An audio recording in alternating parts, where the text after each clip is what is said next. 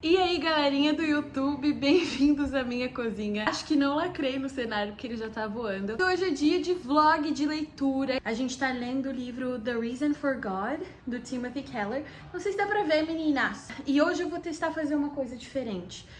Vocês têm gostado bastante dos vlogs de leitura, isso me deixa muito feliz, de verdade. Só que eu não sei se tem sido muito produtivo eu ficar lendo e traduzindo, lendo e traduzindo, lendo e traduzindo. Hoje eu vou testar de uma forma um pouco diferente. Eu vou ler direto e deixar a tradução aqui embaixo na legenda. E aí vocês comentam se vocês preferem assim, se vocês preferem eu traduzindo conforme eu leio. Isso aqui vai me estressar demais. Vamos pra leitura, ela vai ser 100% em inglês então, sem parar. Eu vou lendo, você lê comigo. Eu leio bem devagarinho pra você conseguir acompanhar, beleza? Mas tenta ler em voz alta, porque como eu digo num vídeo meu, que vai estar em algum desses dois lugares no card, você precisa treinar a articulação para falar inglês. É muito importante que você assista esse vídeo que eu citei, porque lá eu dou dicas de como você melhorar a sua articulação. Que falar inglês é como ir para academia. Quando você estiver indo na primeira semana, os seus músculos ainda não estão acostumados a levantar peso ou a falar essa língua nova, né? A sua língua talvez não esteja acostumada com esses movimentos, a sua articulação facial inteira não está acostumada a fazer esses sons. Então, assiste aquele vídeo depois de terminar esse de leitura, ou se você quiser assistir antes, assiste aquele e depois vem pra cá e pratica essa leitura em voz alta. Se você falar alguma palavra errada enquanto estiver lendo, não tem problema. Continua lendo ou anota o jeito de pronunciar a palavra e depois volta e lê de novo, mas é muito importante que você pratique a leitura em voz alta. Esse é o propósito desses vídeos, que a gente leia junto. Não fica só me ouvindo ler. Já mudei o ângulo pro print da página ficar aqui. E como eu falei, hoje eu vou ler direto em inglês e vou deixar a tradução na legenda aqui, tá? Se você precisar assistir esse vídeo duas vezes, uma para acompanhar em inglês e outra para ver a tradução, beleza? Esse é o primeiro vídeo aqui, assiste o outro vídeo de leitura também para ver como que eu fazia antes. Se você preferir que eu traduza cada frase que eu leio, beleza. Eu só acho que vai ser mais produtivo a gente ler direto assim, tá? Vamos começar a leitura então, bora lá. The View from Manhattan. Manhattan, em inglês, esse T, a gente pode fingir que ele não existe. Você só dá uma pausa aqui, ó, na sua glote. E você vai dizer Manhattan, Manhattan. The View from Manhattan. In the late 1980s, my wife, Kathy, and I moved to Manhattan with our 3 young sons to begin a new church for a largely non-church going population. During the research phase, I was told by almost everyone that it was a fool's errand. Church meant moderate or conservative. The city was liberal and edgy. Church meant families. New York City was filled with young singles and non-traditional households. Church, most of all, meant belief. But Manhattan was the land of skeptics, critics, and cynics. The middle class, the conventional market for a church, was fleeing the city because of crime and rising costs. That left the sophisticated and hip, the wealthy and the poor. Most of these people just laugh at the idea of church, I was told. Congregations in the city were dwindling, most struggling to even maintain their buildings. Many of my early contacts said that the few congregations that had maintained a following had done so by adapting traditional Christian teaching to the more pluralistic ethos of the city. Don't tell people they have to believe in Jesus. That's considered narrow-minded here. They were incredulous when I explained that the beliefs of the new church would be the orthodox historic tenets of Christianity, the infallibility of the Bible, the deity of Christ, the necessity of spiritual regeneration, the new birth, all doctrines considered hopelessly dated by the majority of New Yorkers. Nobody ever said, "Forget about it," out loud, but it always hung in the air. Esse "forget about it" é uma expressão muito comum do nova-iorquino, né? Quando a gente fala de sotaques e você vai imitar o sotaque paulista, por exemplo, eu sempre vou pro "cê é louco, mano, cê é louco". Quando eu vou pro sotaque porto-alegrense, eu vou pro "bate, que isso, guria". Ih, misturei agora, né? Bah, né, guria, eu tava lá com as minhas amigas, né? Bah, né, bate. Vou pro sotaque carioca, eu vou falar que eu nasci no Rio.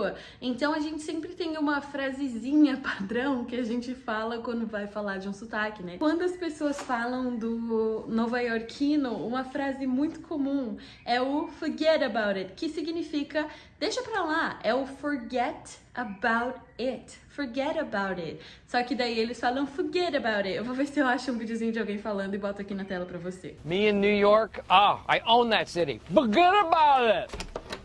Forget about it. Forget about it. Forget about it. Oh, forget about it. Forget about it. Forget about it.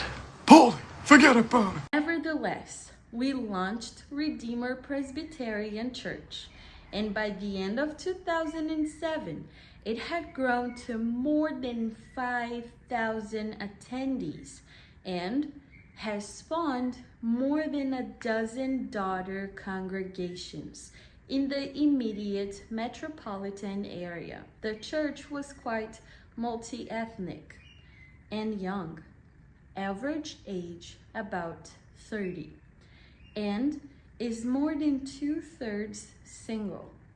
Meanwhile, dozens of other similarly orthodox believing congregations have sprung up in Manhattan, and hundreds of others throughout the 4 other boroughs. One survey showed that in the last several years, more than 100 churches had been started in New York City by Christians from Africa alone.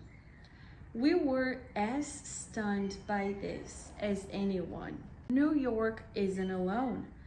In the fall of 2006, The Economist ran a story with the subtitle, "Christianity is collapsing everywhere but London." The crux of the article was that despite the fact that church attendance and profession of the Christian faith was plummeting across Britain and Europe, many young professionals and new immigrants in London were flocking to evangelical churches. That is exactly what I've seen here. This leads to a strange conclusion. We have come to a cultural moment in which both skeptics and believers feel their existence is threatened because both secular skepticism and religious faith are on the rise in significant, powerful ways. We have neither the Western Christendom of the past nor the secular, religionless society that was predicted for the future. We have something else entirely. Pausar para tomar uma água, se você quiser, pausa também. Para variar, tá um calorão aqui. Eu fechei a porta por causa do vento, tanto para não voar aqui o cenário, quanto para não ficar fazendo barulho no microfone, né? Mas agora eu tô suando. Deixa um like nesse vídeo, se inscreve no canal pra gente começar a monetizar logo e eu poder comprar um ar-condicionado para ficar mais em paz gravando os vídeos. Let's keep going. Vamos continuar. A divided culture. 3 generations ago, most people inherited rather than chose their religious faith. The great majority of people belonged to one of the historic mainline Protestant churches, or the Roman Catholic Church. Today, however, the now dubbed old line Protestant churches of cultural inherited faith are aging and losing members rapidly. People are opting instead for a non-religious life, for a non-institutional, personally constructed spirituality, or for orthodox, high-commitment religious groups that expect members to have a conversion experience. Therefore, the population is paradoxically growing both more religious and less religious at once. Because doubt and belief are each on the rise, our political and public discourse on matters of faith and morality has become deadlocked and deeply divided. The culture wars are taking a toll. Emotions and rhetoric are intense, even hysterical. Those who believe in God and Christianity are out to impose their beliefs on the rest of us and turn back the clock to a less enlightened time. Those who don't believe are enemies of truth and purveyors of relativism and permissiveness. We don't reason with the other side.